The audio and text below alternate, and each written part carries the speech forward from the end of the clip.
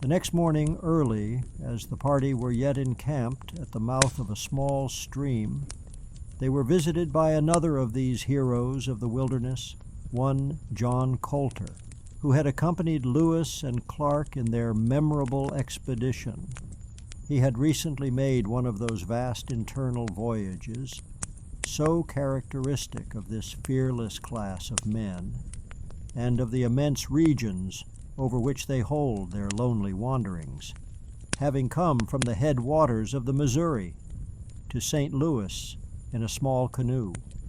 This distance of 3,000 miles he had accomplished in 30 days. Colter kept with the party all the morning. He had many particulars to give them concerning the Blackfeet Indians, a restless and predatory tribe who had conceived an implacable hostility to the white men, in consequence of one of their warriors having been killed by Captain Lewis while attempting to steal horses. Through the country infested by these savages, the expedition would have to proceed, and Colter was urgent in reiterating the precautions that ought to be observed respecting them. He had himself experienced their vindictive cruelty, and his story deserves particular citation as showing the hairbreadth adventures to which these solitary rovers of the wilderness are exposed. Colter, with the hardihood of a regular trapper, had cast himself loose from the party of Lewis and Clark in the very heart of the wilderness, and had remained to trap beaver alone on the head waters of the Missouri. Here he fell in with another lonely trapper, like himself, named Potts, and they agreed to keep together. They were in the very region of the terrible Blackfeet, at that time thirsting to revenge the death of their companion, and knew that they had to expect no mercy at their hands. They were obliged to keep concealed all day in the woody margins of the rivers, setting their traps after nightfall and taking them up before daybreak. It was running a fearful risk for the sake of a few beaver skins, but such is the life of the trapper. They were on a branch of the Missouri called Jefferson Fork, and had set their traps at night about 6 miles up a small river that emptied into the fork. Early in the morning they ascended the river in a canoe to examine the traps. The banks on each side were high and perpendicular, and cast a shade over the stream. As they were softly paddling along, they heard the trampling of many feet upon the banks.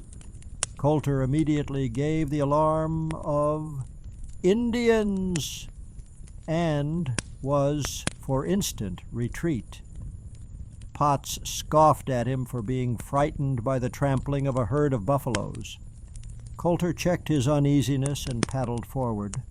They had not gone much further when frightful whoops and yells burst forth from each side of the river, and several hundred Indians appeared on either bank. Signs were made to the unfortunate trappers to come on shore. They were obliged to comply. Before they could get out of their canoe, a savage seized the rifle belonging to Potts. Colter sprang on shore, wrestled the weapon from the hands of the Indian, and restored it to his companion, who was still in the canoe, and immediately pushed into the stream.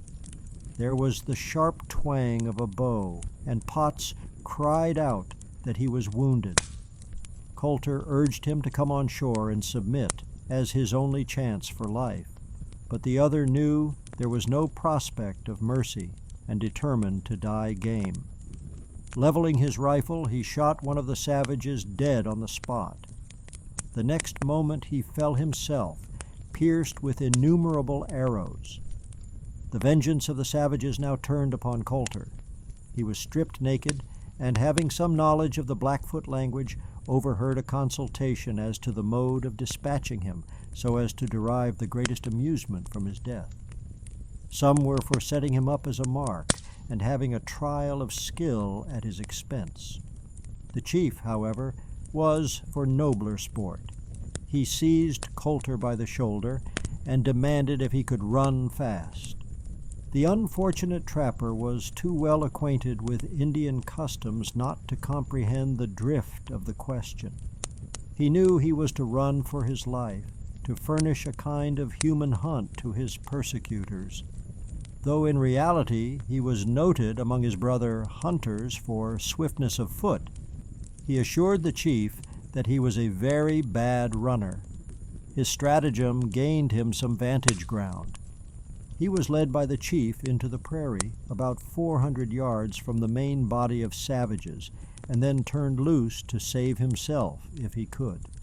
A tremendous yell let him know that the whole pack of bloodhounds were off in full cry.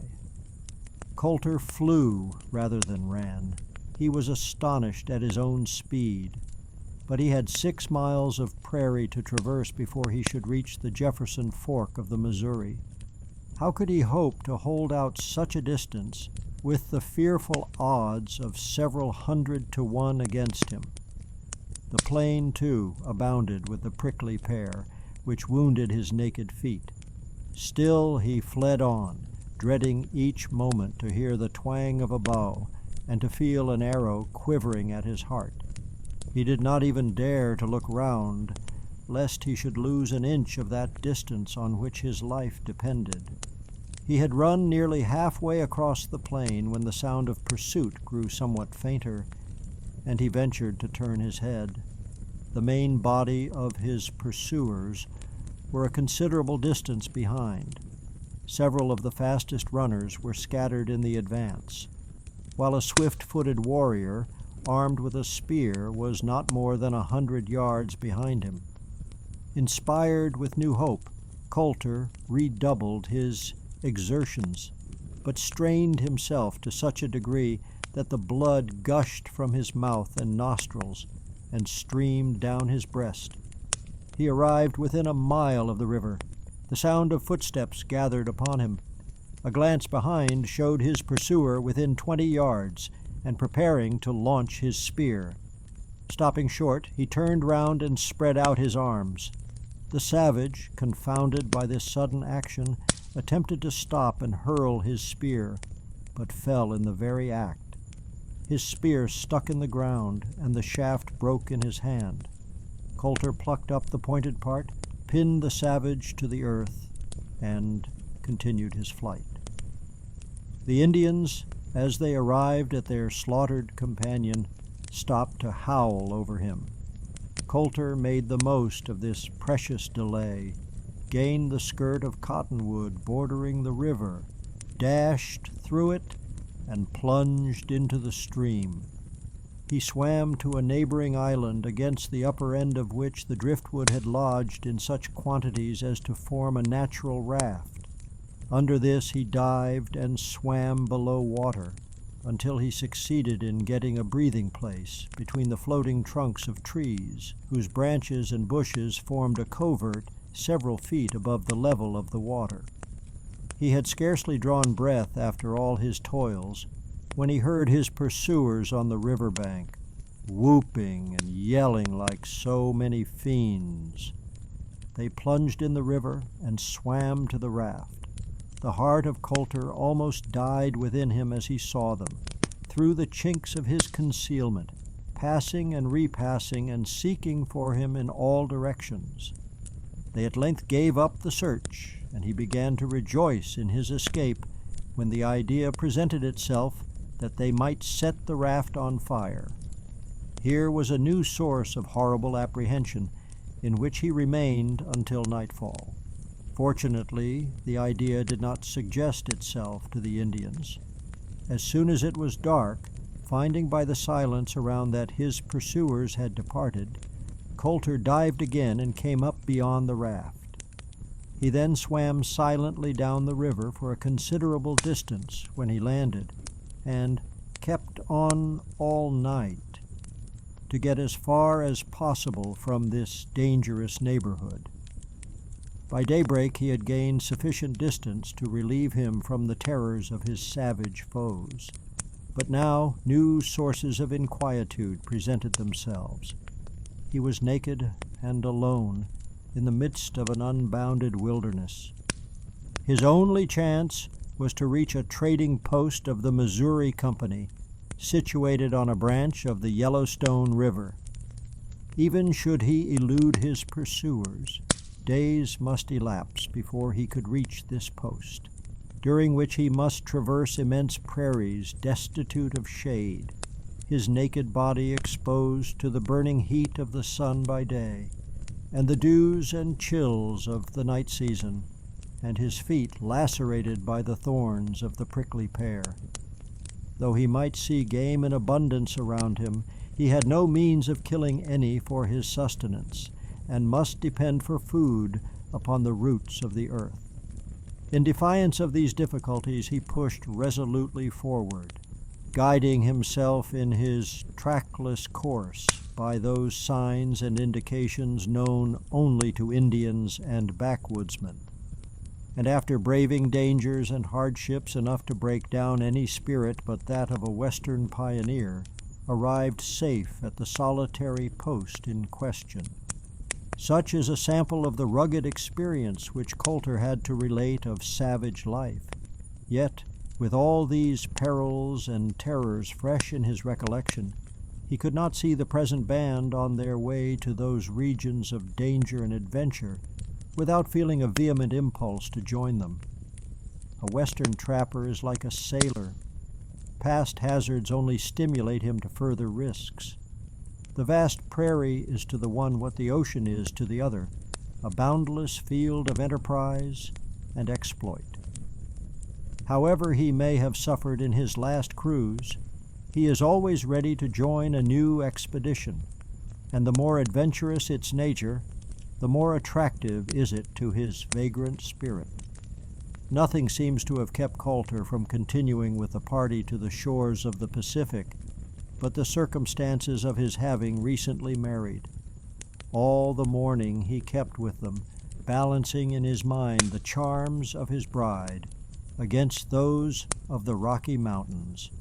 The former, however, prevailed, and after a march of several miles, he took a reluctant leave of the travelers and turned his face homeward. Continuing their progress up the Missouri, the party encamped on the evening of the 21st of March in the neighborhood of a little frontier village of French Creoles. Here Pierre Dorion met with some of his old comrades, with whom he had a long gossip, and returned to the camp with rumors of bloody feuds between the Osages and the Ioways, Potawatomis, Sioux, and Saukees. Blood had already been shed and scalps been taken.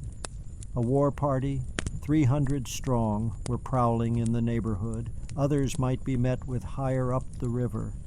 It behooved the travelers, therefore, to be upon their guard against robbery or surprise, for an Indian war party on the march is prone to acts of outrage. In consequence of this report, which was subsequently confirmed by further intelligence, a guard was kept up at night round the encampment, and they all slept on their arms.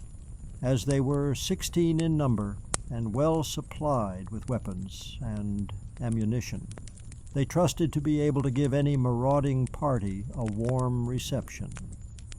Nothing occurred, however, to molest them on their voyage, and on the 8th of April, 1810, they came in sight of Fort Osage.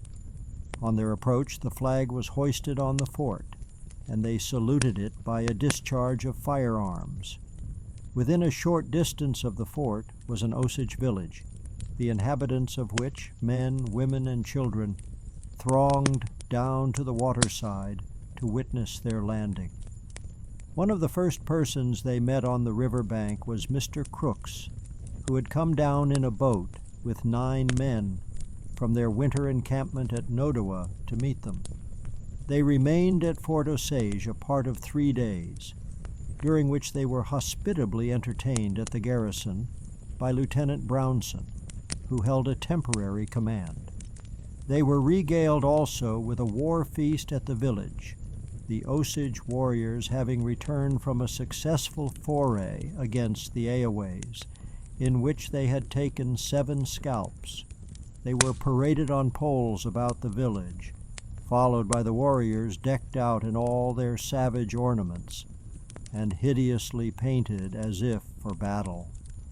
By the Osage warriors, Mr. Hunt and his companions were again warned to be on their guard in ascending the river, as the Sioux tribe meant to lay in wait and attack them. On the 10th of April they again embarked their party, being now augmented to 26 by the addition of Mr. Crooks and his boat's crew.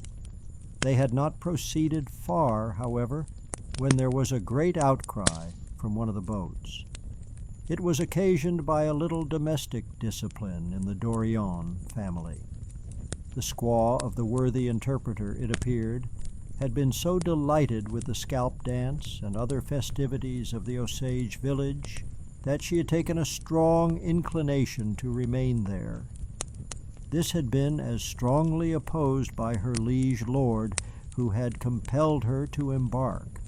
The good dame had remained sulky ever since, whereupon Pierre, seeing no other mode of exorcising the evil spirit out of her, and being perhaps a little inspired by whiskey, had resorted to the Indian remedy of the cudgel, and before his neighbors could interfere, had belabored her so soundly that there is no record of her having shown any refractory symptoms throughout the remainder of the expedition. For a week they continued their voyage, exposed to almost incessant rains. The bodies of drowned buffaloes floated past them in vast numbers. Many had drifted upon the shore or against the upper ends of the rafts and islands. These had attracted great flights of turkey buzzards. Some were banqueting on the carcasses, others were soaring far aloft in the sky, and others were perched on the trees with their backs to the sun and their wings stretched out to dry, like so many vessels in harbor spreading their sails after a shower. The turkey buzzard, Vulture aura or golden vulture, when on the wing, is one of the most specious and imposing of birds. Its flight in the upper regions of the air is really sublime, extending its immense wings and wheeling slowly and majestically to and fro, seemingly without exerting a muscle or fluttering a feather, but moving by mere volition and sailing on the bosom of the air as a ship upon the ocean. Usurping the imperial realm of the eagle, he assumes for a time the port and dignity of that majestic bird, and often is mistaken for him by ignorant crawlers upon the earth. It is only when he descends from the clouds to pounce upon carrion that he betrays his low propensities and reveals his caitiff character. Near at hand he is a disgusting bird, ragged in plumage, base in aspect, and of loathsome odor. On the 17th of April, Mr. Hunt arrived with his party at the station near the Nodowa River, where the main body had been quartered during the winter.